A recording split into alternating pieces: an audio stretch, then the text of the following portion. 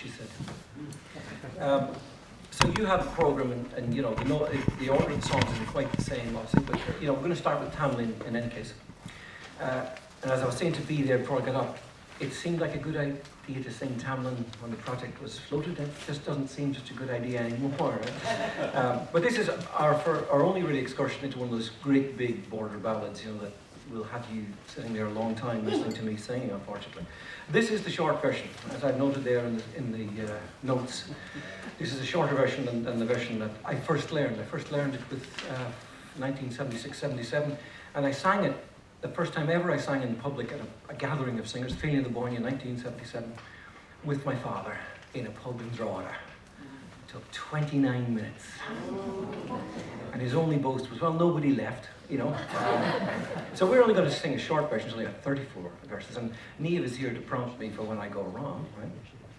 So the notes are there are straightforward enough, but it is a classic song, and there are interesting themes in it. I mean, maybe interesting, controversial in some respects.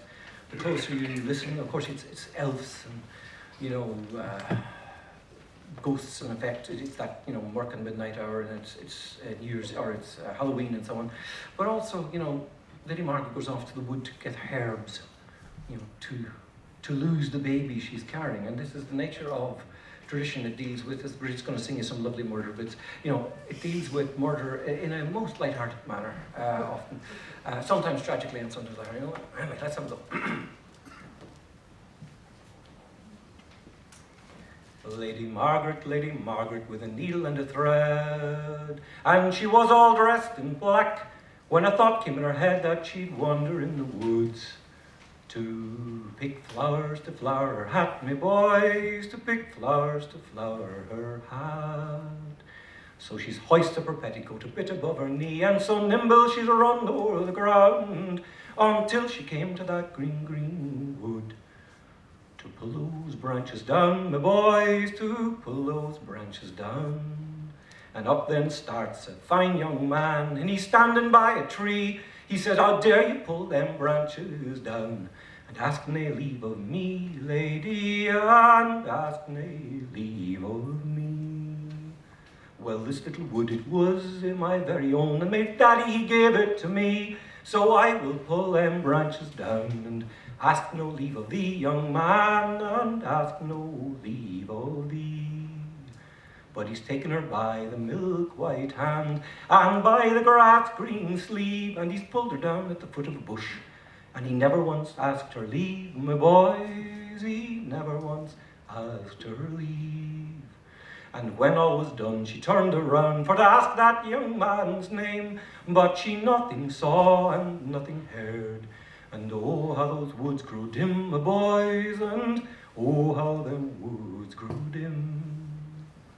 There were 24 ladies all sitting in a hall, and they read as any rose, except it was for Lady Margaret, and it's pale and wan she goes, me boys, it's pale and wan she goes.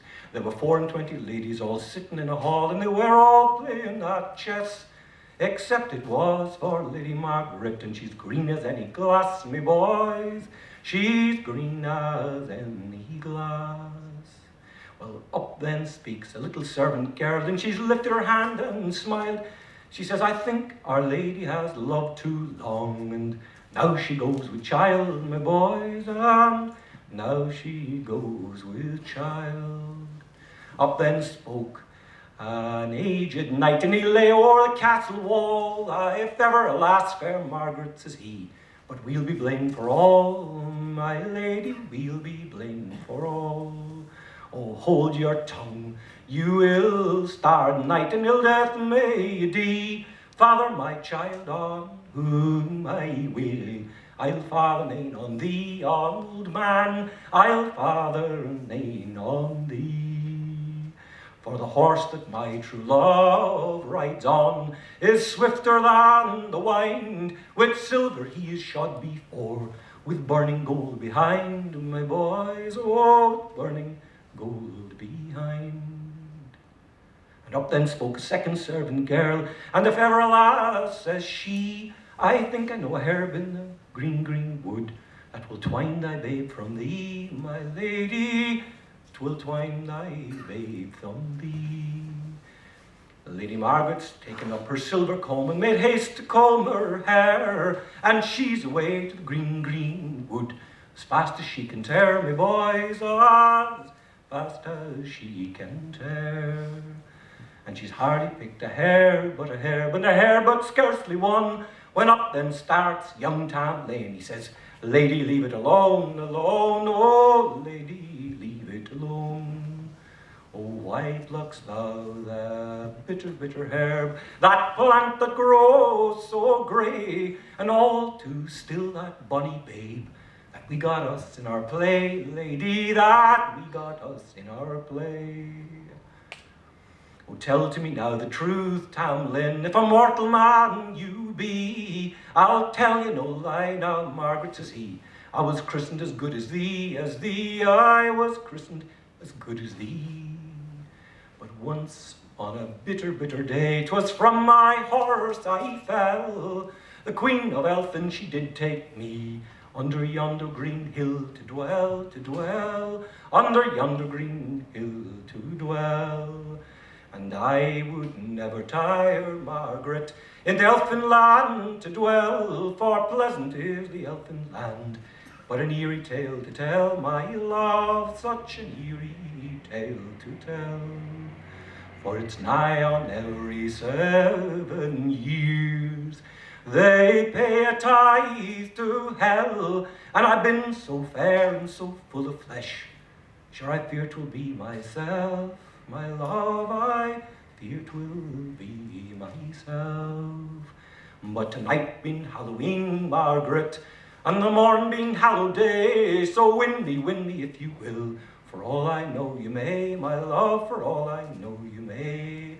Yeah, the night being Halloween, Margaret, when the elfin host do ride, and if you would your true love win, to the old mill bridge you must bide, to the old mill bridge you must bide.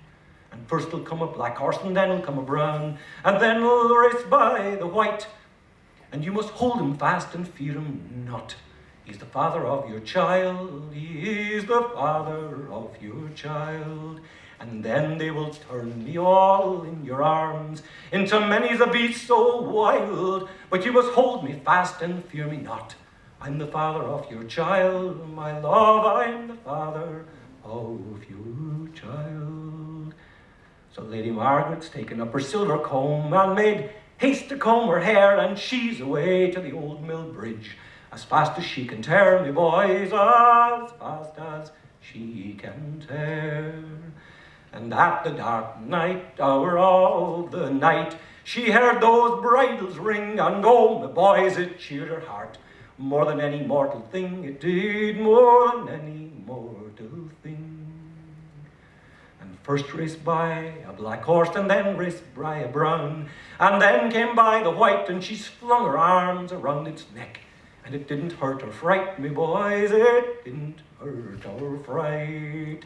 And the thunder rolled across the sky, and the stars blazed out like day, and the Queen of the Elves, she gave a thrilling shout, saying, young Tamlin's away, away, oh, young Tamlin's away. And the first thing they changed him to all in her arms was into a lion that roared so wild, but she held him fast and feared him not. He was the father of her child, she knew. He was the father of her child. And the next thing they changed him to all in her arms was into a hissing snake, but she held him fast and feared him not. He was one of God's own make, she knew. He was one of God's own make. And the next thing they changed him to all in her arms was into a red-hot bar of iron, but she held it fast and feared it not. And it did to her no harm, my boys, it did to her no harm. And then they changed him all in her arms, was into a naked man, and she's flung her cloak all over him, and she's cried, my love, I won, oh, she cried, my love, I've won. And out of a bush spoke the elfin queen, and she's red as any blood. I should have pulled out your two grey eyes and put into a wood, Tamlin, and put into a wood. If I had only known, Tamlin, before we left from home, I'd have ripped out that heart of flesh and put in a heart of stone, Tamlin, and put in a heart of stone. Oh, if I had only known, Tamlin, the elfin queen did say I'd have paid my tithe 7 times to hell, ere you'd been won away, my love, ere you'd been won away.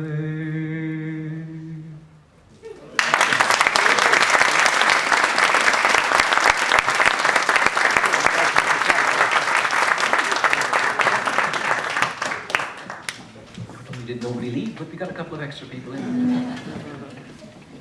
Because you know, it's a big song, and you got an extra verse there thrown in for free. It just came from the other version out of nowhere there. It's one of the problems with learning a song with multiple verses and different versions. Sometimes they flood your mind. I see Niamh shaking her head. So now we're going to have a different song, and again the notes there explain it's Arooriah, or famously called the Ketch and the Creel. And you know, the Ketch is a fairly, you know, what would you say, a double meaning term in the Scottish, you know, sort of Scottish dialect. And so it's meant to be a slightly bawdy song. And when my granduncle Mick, my father's, great influence my father's singing, was his uncle Mick, Michael Gallagher, who was known in the family as the Old Colonel, because he was interned during the Troubles, really, in Scotland. He'd been he worked as a cobbler in Scotland in Glasgow, actually, for 36 years. Came home to retire. And when he came home, my father used to go to his house very regularly and learn mostly humorous songs. But when this was recorded for the BBC, Mick was embarrassed to sing it because he thought it was too bawdy. And if they broadcast it on the radio, his neighbours would hear him singing a bawdy. And he was a respectable Catholic man in the countryside, unmarried. And he didn't really fancy the notion of being embarrassed. And at the very end, there's actually a line which uses the rather impolite word arse. And this was beyond Mick, even though he agreed to sing it for the BBC on promise that they wouldn't broadcast it. They had a promise they wouldn't broadcast it. But even then he couldn't bring himself to say arse on the recording. He just goes, and where'd they get in the wall? But anyway, they broadcast it anyway on in spite of it. And Sean O'Boyle was the collector, or Sean O'Boyle with Peter Kennedy.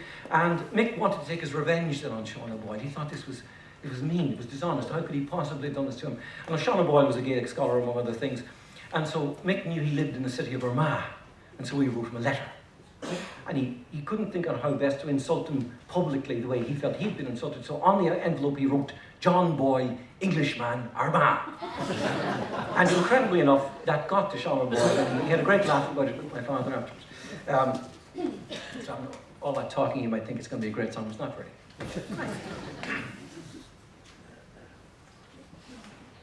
As I went down through Newry town, some fresh fish for to buy, 'twas there I spied a pretty wee maiden, at her I cast a glad eye, with Arooriah, fa-da-dee-da, Arooriah, fa-da-dee-da.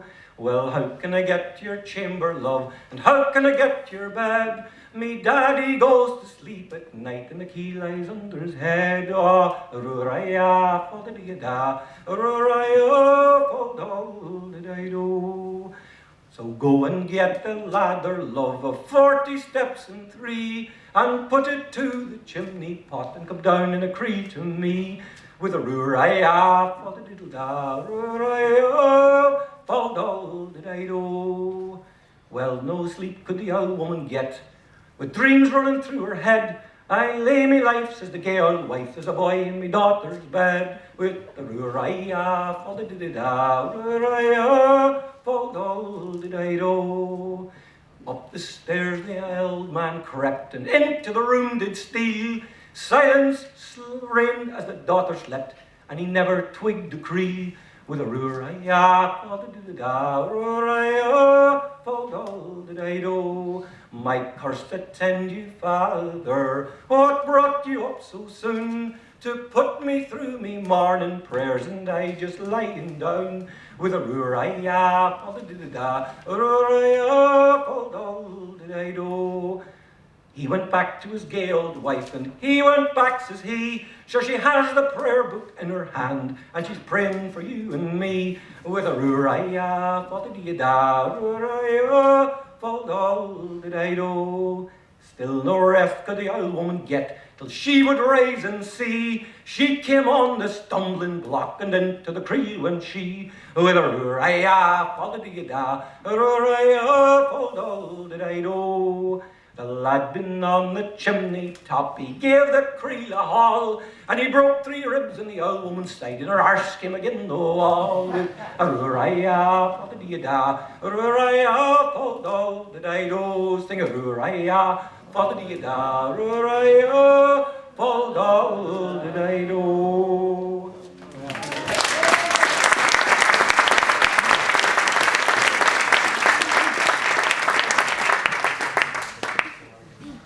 Thinking, with my vocation in life, I'm not so sure I should be standing on the stage with these kind of songs at all. But anyway, good evening to everybody, and thank you for coming. I'm going to begin this evening with Lord Donegal, or Lord Lovell. There's a piece in the handout you have there, so I won't say too much except why I'm singing it. And when I was a youngster, we used to visit Galway on holidays, and we never went to Galway without going to Gaharlistran to visit Sarah and Rita Kane and receive their hospitality. 6 little ones, and my father and mother, and they fed us and everything. And I had a great love for Sarah and Rita's singing, particularly Sarah's singing. And I loved Lord Donegal when I was a youngster, and when we got the record, Once I Loved, I learned Lord Donegal. And I sang it when I was a teenager, and then I stopped singing it. So for this project, I decided I'll go back and I'll take it up again and see how I can manage it. Oh, I probably have a bit of difficulty pitching my song, so you'll have to be patient.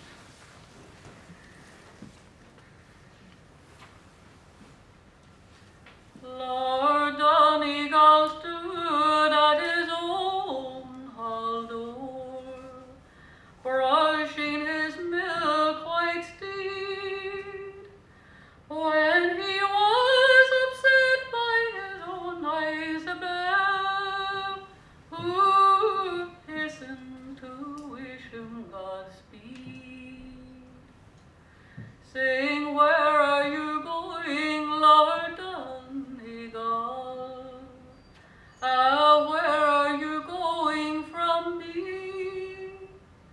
I am going to New England, my own Isabel, another strange country to see. When will you return, Lord Donegal? When will you return to me? When a year and a day has passed and gone, I'll return and get married to thee. That is too long, Lord Donegal. That is too long, said she, for you might forget your own Queen Isabel and think on some other lady. He had not gone but a very short time, a day and a half, a year, when sorrow and trouble came into his heart. In vain could he find his own dear.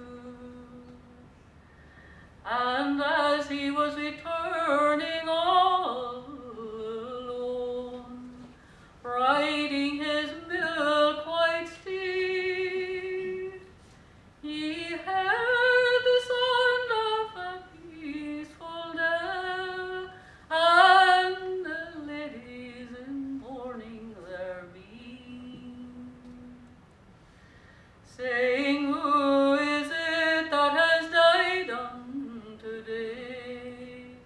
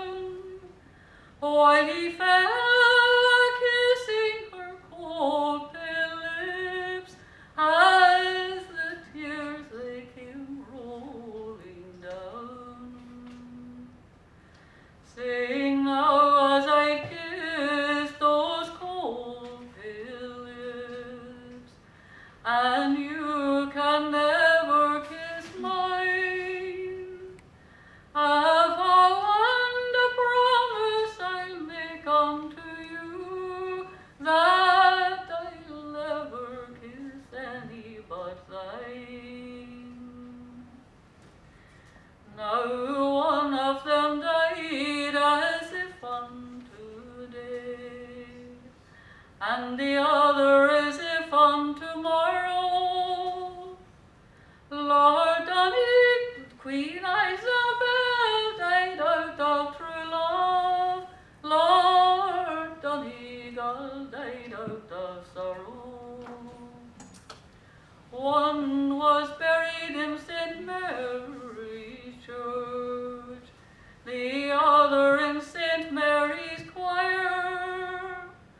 Over Queen Isabel there grew a red rose, and over her lover a briar.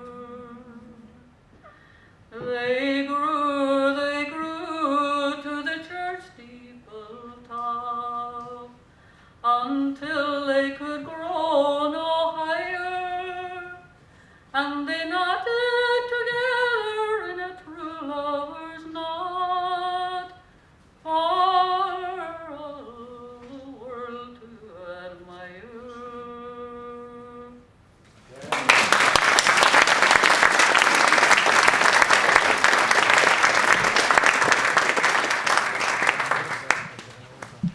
Well, if John opted for a very long song to start with, my second one's the shortest, and probably the shortest in the whole child collection. And the reason I chose it was because it was short, and I was going to have to learn 2 or 3 other songs. So the memory's not like it used to be, so I picked the short one, and hopefully I'll remember the 4 short verses. It's Bunny George Campbell. I've no huge reason for choosing it, except when I was researching, I came on a little book of my father's of 101 Scottish songs, and in it I found George Campbell and discovered it was a child ballad and it was short, and I thought, oh good.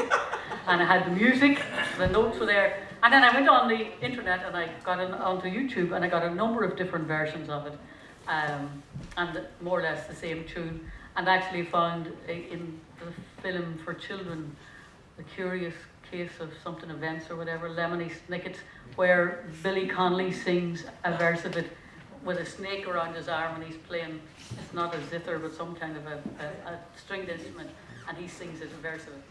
So Bunny George Campbell.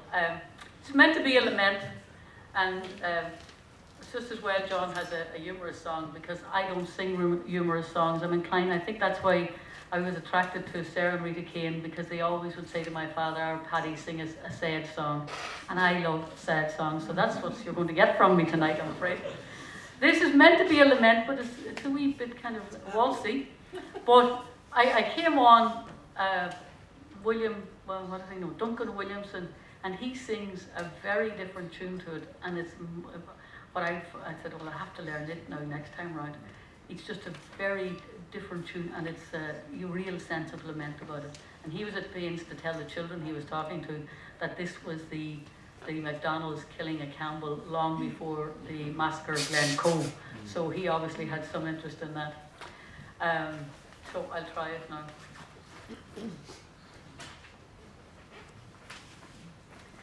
High upon highland and low upon tay, Bonny George Campbell rode out on a day. Saddle and bridled and booted rode he. Home came his good horse, but never came he. Out came his mother with greeting full sore. Out ran his bonny wife, writhing her hair. My meadows are green, and the corn is unshorn. The barn is to build, and my babe is not born. Saddled and bridled and booted rode he, a plume to his helmet, a sword at his knee. Home came the saddle, all bloodied to see. Home came his good horse, but never came he. High upon highland and low upon tay, Bonny George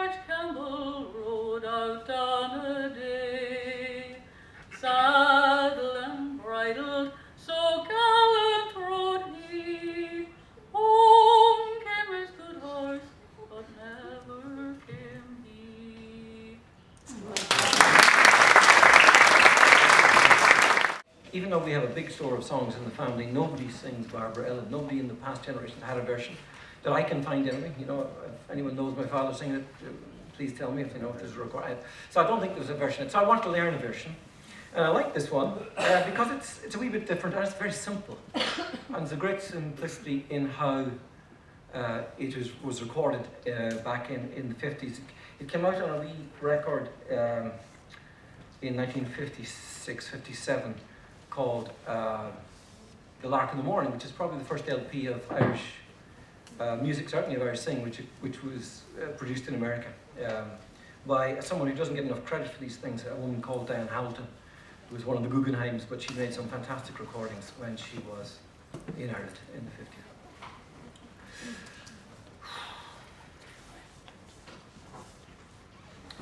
Springtime comes but once a year, when all the world's in blossom. Sweet William on his deathbed lay, for the sake of Barbara Ellen. He loved her and she loved him, and in Henry's heart was dwelling. Young William would his life lay down, for the sake of Barbara Ellen. Do you remember in the old town inn, in the old town inn a drinking, I gave a toast to the ladies first, my heart to Barbara Ellen. As she was walking down the road, she heard the birds a-singing, and the song she thought the birds they sang was Hard-Hearted Barbara Ellen. As she was walking by the church, she heard the church bells ringing, and the song she thought the bells rang out was Hard-Hearted Barbara Ellen. She looked to the east and she looked to the west, and she spied a funeral coming. Lay down the corpse of clay, till I may gaze upon him. And the more she looked, the more she mourned, till she fell to the ground a-crying, "Oh, pick me up and carry me home, for it's now that I am dying." Oh, Father dear, dig me a grave, and make it long and narrow, for my love he died for me today, I'll die for him tomorrow. One was buried in the old churchyard, and the other buried nigher, and from his grave grew a red, red rose, from Barbara's grew a briar. And they grew to the church steeple top, till they could grow no higher. Then they mingled together in a true lover's knot, the red rose and the briar.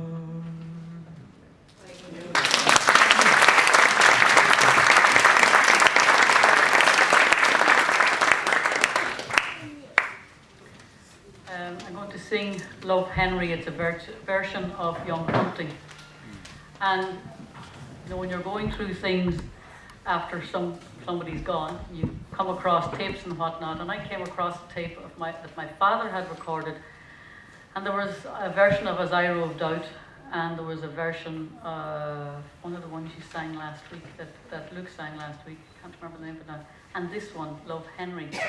And written on the tape is just out on the front of the tape is Nellie O'Donnell.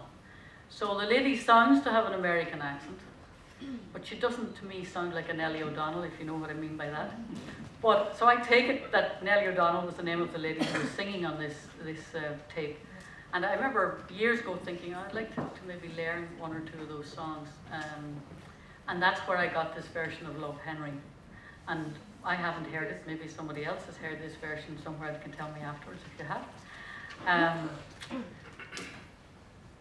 And it's a warning to the men what the women will do. We're back to murder. So let's see.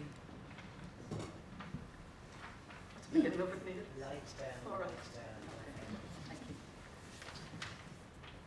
Lights down. Light down, love Henry, she said, and stay this night with me, for I have a bed and a warm fireside, and a candle burning bright, and a candle burning bright.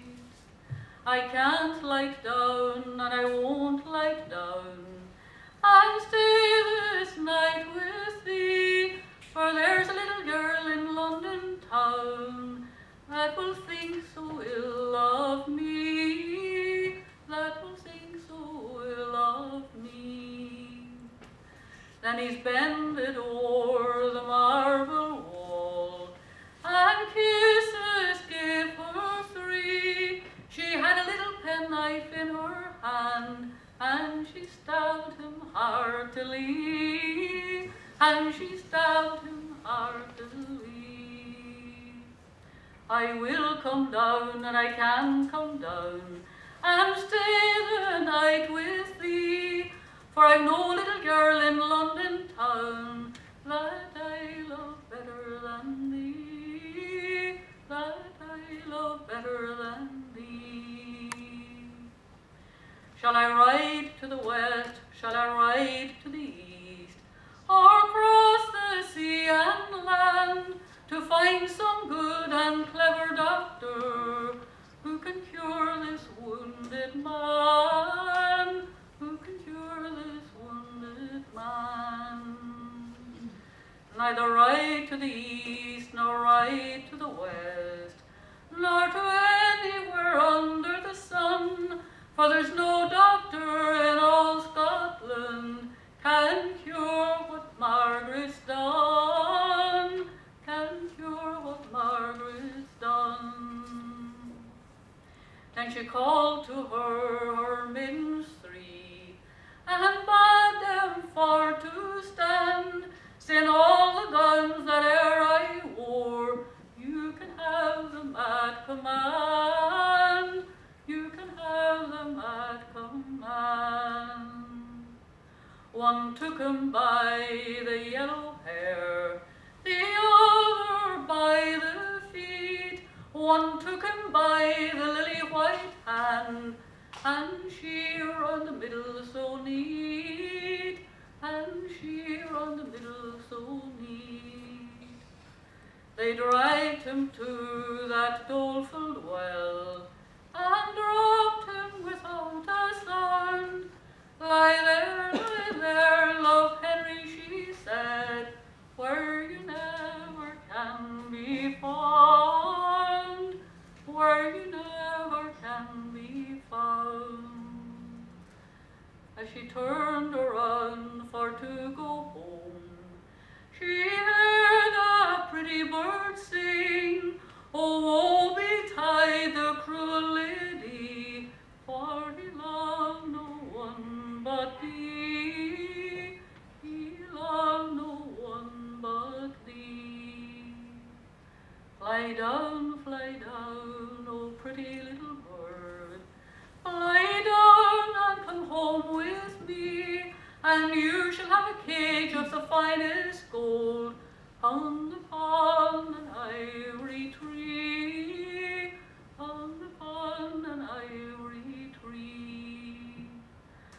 I can't fly down, and I won't fly down, and go home along with thee, for you could kill a pretty little bird as you kill your love, Henry, as you kill your love, Henry. Oh, I wish I had my little bow, my little dart and string, I'd shoot you through your lying heart, where you do sit and sing, where you do sit and sing. But you haven't got your little bow for to shoot me from this tree, and I will fly the king's highway and sing this treachery, and sing this treachery.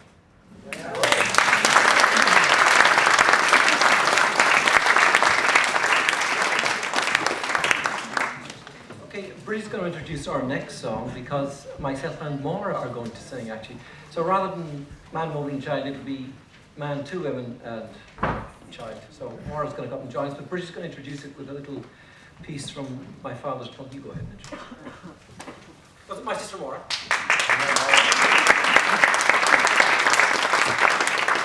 All the way from Donegal. There are traditions in the family, and some of us sing some songs and some of us don't. And this pair have been singing this since they were youngsters together, so I wouldn't dare attempt to sing it with John. So that's why Maura's drafted it. But my father, last week, Mick was talking about, you know, how the songs, child ballads came into Ireland. One of the ways would have been through the travelling people. And my father would have come across this song, Edward, or as Daddy called it, What Put the Blood. And he would have come across this song from a traveller, and he gives a lovely description of the evening. He was sent actually to ask the traveller to move on. He got so enraptured in the songs and the chat, he forgot what he went for. But he gives a lovely description of when he first heard him. When the brave face blazed with wind blossom under the shafts of a heeled-up spring cart, I found the singer. He was hammering away at a large tin measure. And the singer was Paddy Dorn. And he goes on, he sings two songs. That's where my father learned the Blackwater side as well. And then he says, I had heard tell that he sang a fine version of Edward, but it took some coaxing before he sang the beautiful and dramatic ballad. Still, it was worth waiting for. The voice was mellowing in the spring sunshine, and the only distraction was the tiny pop of an early ripened wind pod. Yeah, we could put words together like that, right? Even though we have done this together since we were small children, it's probably the first song I recall ever learning. We haven't been able to get together tonight. Maura is fresh in from the trail where she's been working, so we haven't really a chance to pitch or anything, so you'll be patient with this. And of course, Niamh is there to prompt if we get stuck. Okay, so Edward, whatever number that is on your whatever, or what brought the look. If you think Brigid's bad at pitching, she doesn't hold a candle to me on this. So there might be a few false starts.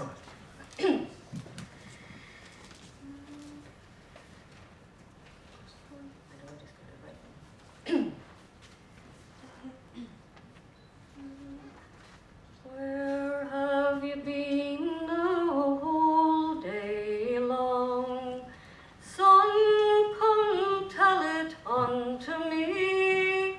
I was fishing and fowling the whole day long, all through mother's treachery, all through mother's treachery. What put the blood on your right shoulder? Son, come tell it unto me. 'Twas the killing of a hare that I killed today, that I killed most manfully, that I killed most manfully. The blood of the old hare, it could never be so red. Son, come tell it unto me. 'Twas the killing of a boy that I killed today, that I killed most manfully, that I killed most manfully. What came between yourself and the boy? Son, come tell it unto me. It was mostly the cutting of a rod that will never come a tree, that would never come a tree. What are you going to do when your daddy finds you out? Son, come tell it unto me. I will put my foot on board of a ship and sail to a foreign country, and sail to a foreign country.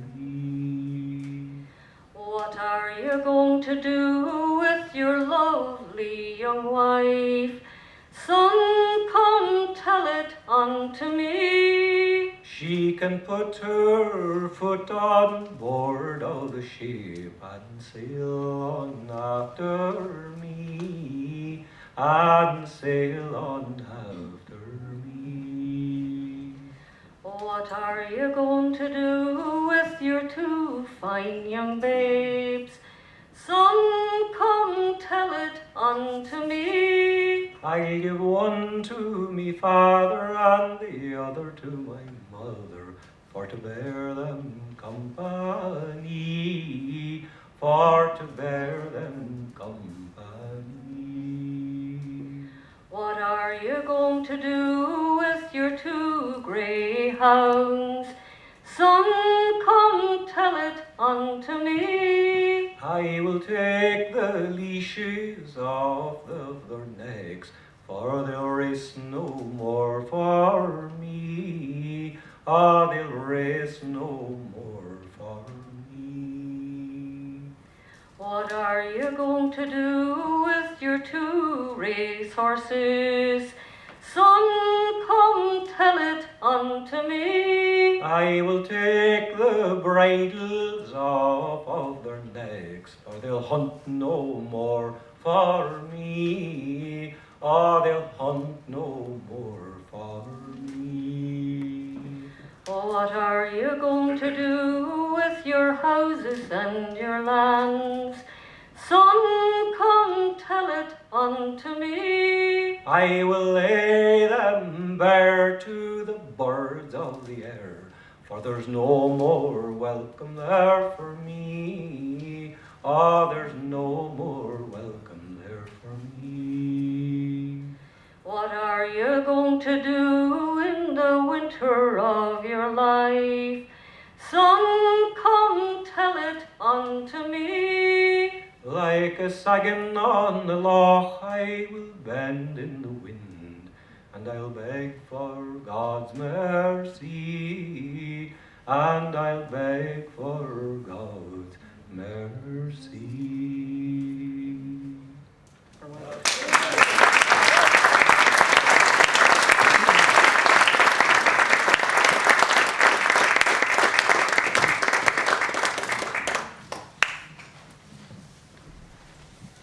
I mentioned that man that Daddy met, that traveller, was Paddy Dorn, and one of the songs he sang, Daddy said, was a rather garbled version of the Raggle-Taggle Gypsy. And it's not the Raggle-Taggle Gypsy version that I'm going to sing, but the Dark-Eyed Gypsy version. And I learned this version from the singing of Cathal McConnell on his CD with the most delightful title of Long Expectant Comes at Last. The title alone will make you want to listen to it. And I took a fancy to this whenever the CD came out and learned it. Also, it's, on a personal note, it's one that I used to sing for a lot of the elderly sisters. They loved the Dark-Eyed Gypsy. Give us the Dark-Eyed Gypsy. So I don't know whether it was something he missed in life or something, but they fancied the Dark-Eyed Gypsy.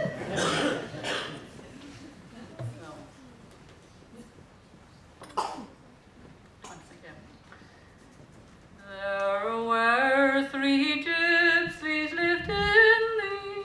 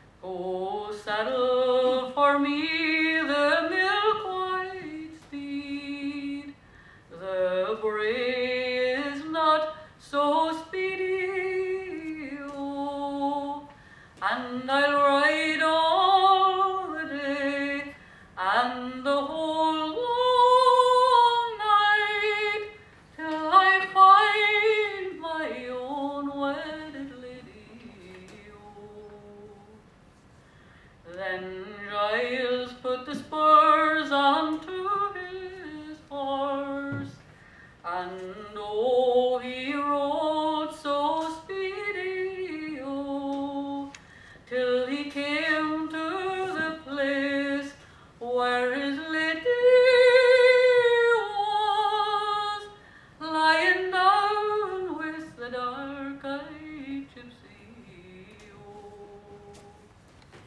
oh. Will you forsake your houses and your land?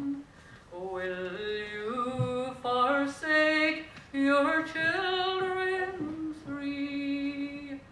I will leave them all for the one I love, and I'll follow the dark-eyed gypsy, oh.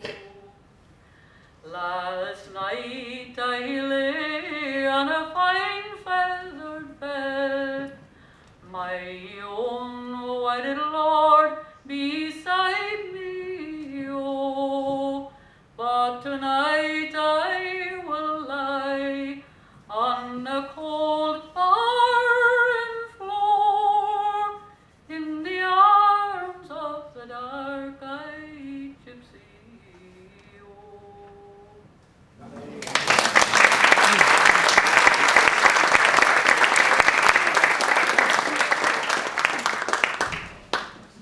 Two songs left. This is my last song. I'll join Brigid a wee bit for her very last one. So this is a Lowlands of Holland you'll find on your sheets there. And so this is a song of my grandmother's. And, you know, for those who are in the know, as it were, my grandmother's quite an influential singer.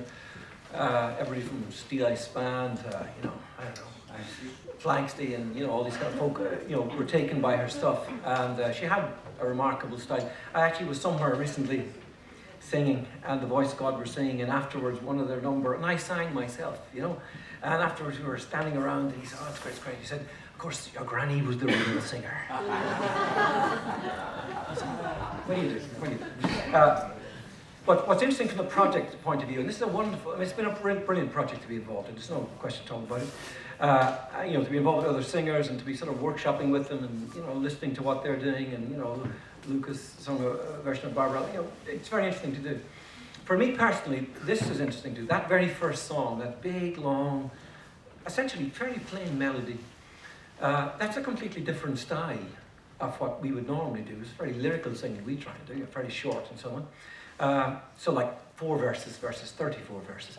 So different techniques, really. And for me, learning the techniques associated with trying to bring life into a big, long song, which doesn't have a very interesting melody, in my opinion, by comparison with this one, you know, is a completely different thing to try and do. So, having said all that, having had students out on fieldwork the last few days, I hope I have enough voice to do this song justice. So, the Lowlands of Holland, we'll give it a go. The flask is water, by the way, just in case you still have to drive back to Clare tonight, you know, lecturing again in the morning.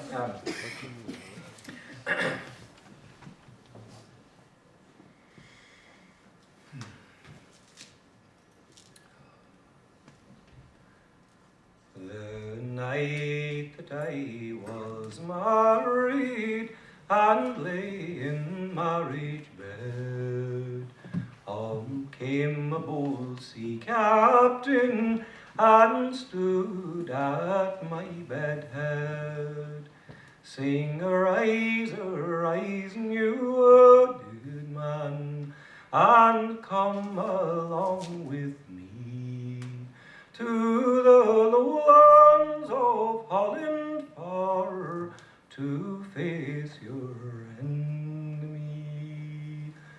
For Holland is a lovely land, and in it grows fine grain. It is a place of residence for soldiers to remain, where the sugar cane grows plentiful, and the tea grows on each tree. I never had but the one sweetheart, he is far abroad from me. Says the mother to the daughter, leave off your sore lament. there's men enough in Galway to be your heart's content. There's men enough in Galway, but alas, there's none for me. Since the high winds and stormy seas do part my love and me, for the stormy winds began to blow, and the seas did loudly roar, and the captain or his gallant ship were never seen no more. I will wear no stays around my waist, no combs all in my hair, no handkerchief about my neck to hide my beauty fair, and neither will I marry, love, until the day I die. Since the high winds and rolling seas do part my love and I, for the stormy winds began to blow, and the seas did loudly roar, and the captain or his gallant ship were never seen no more.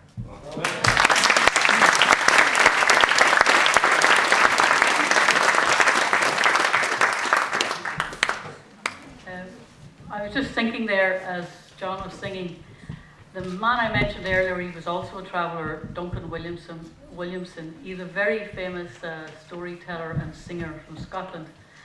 And he was a great believer in that notion that when you sing a song or tell a story, the person you heard the story from or sing the song is standing behind you.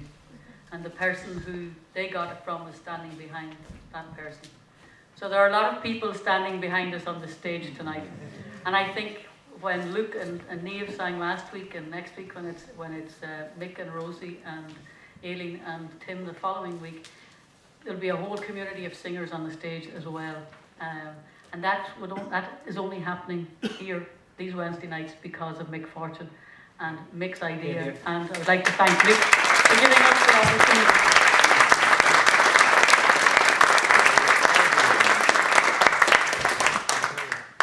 And if for no other reason, it's worth this one song that I learned, and that's the Cherry Tree Carol. And I'm breaking all my rules about singing carols this far away from Christmas. But anyway, I chose this when I discovered, I said murder and mayhem and revenge and sex and naked men and women and a whole lot. And I thought, how can I get up on the stage and sing some of this stuff? And I was going along and I thought, a carol. So I said, great, this kind of suits me better. But also to discover it was a Cherry Tree Carol was very special. A few months before my father died, he must have come on the words of the Cherry Tree Carol that had been sent to him by Sean O'Boyle in the 50s. Because at Easter, he brought them to the priest and he was telling the priest all about the Cherry Tree Carol. And a couple of days before he died, the same priest came to visit him. And the priest came up to the kitchen and he said, you want to get down here, sister, because your father's up on a chair trying to get words of something. And it was the Cherry Tree Carol. And he was very struck by it. I think it was the whole notion of the tree bowing down to Mary with the cherries. And I remember thinking at the time, I would love to learn that. And when you're so busy, you never get around to it and you don't make yourself. So this project alone has, if for nothing else, the worth, as far as I'm concerned, is that I discovered Cherry Tree Carol as a child. Not the child meant too much. It was the fact that I could now go and had a purpose for learning it and a reason for learning it. And this evening, because it's only a few days to my father's anniversary, so I'm dedicating it to my father this evening. And John's going to join me in it as well. So the Cherry Tree Carol. If I can, it's just high enough for John.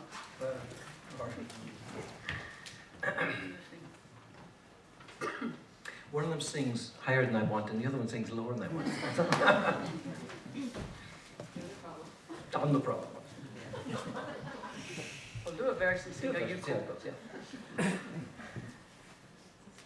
When Joseph was an old man, and an old man was he, where did Virgin Mary? When Joseph was an old man, and an old man was he wedded Virgin Mary in the land of Galilee. He wedded Virgin Mary in the land of Galilee. As Joseph and Mary walked through an orchard green, there were berries and cherries as thick as might be seen. There were berries and cherries as thick as might be seen.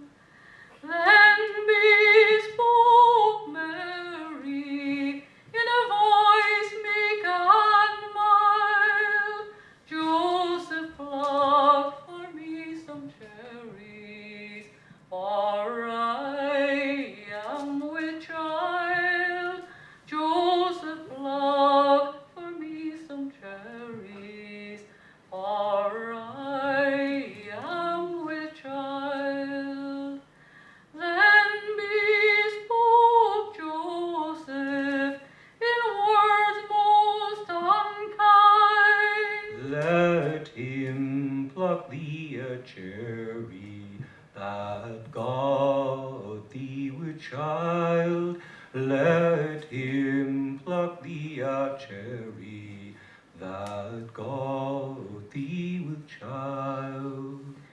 Then spoke baby Jesus from within his mother's womb. Bow down the tallest tree that Mary might have sung.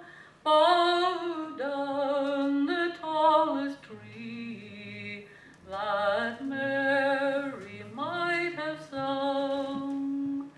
Then bow down the tallest tree till it touched Mary's hand. She said, see now, Joseph, I have cherries at command. She said, see now, Joseph, I have cherries at command. Then bespoke Joseph, I have done Mary wrong, but cheer up, my dearest, and be not cast down. Oh, cheer up, my dearest, and be not cast down. as Joseph went walking, he heard the angels sing, tonight will be born our heavenly King. Tonight will be born our heavenly King. And Mary took the baby and dressed him so sweet. She laid him in a manger, all there for to sleep. She laid him in a manger,